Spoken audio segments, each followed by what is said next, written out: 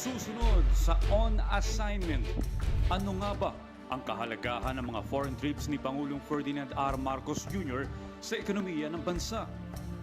Ang paglabas natin, talagang expenditure yan. Pero ang titignan natin dito kasi yung cost-benefit ratio. Ang mga sagot, aalamin ni Alan Francisco.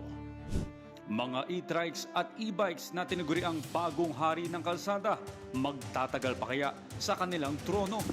I-enforce na po ng MMDA itong prohibitions na ito dahil po marami na nga po tayong nakikitang insidente ng aksidente.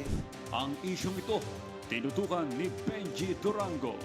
At ang paglulunsad ng Batang Busog Malusog o BBM Nutrition Program sa isang elementary school sa Quezon City, hatid sa atin ni Bernard Ferrer.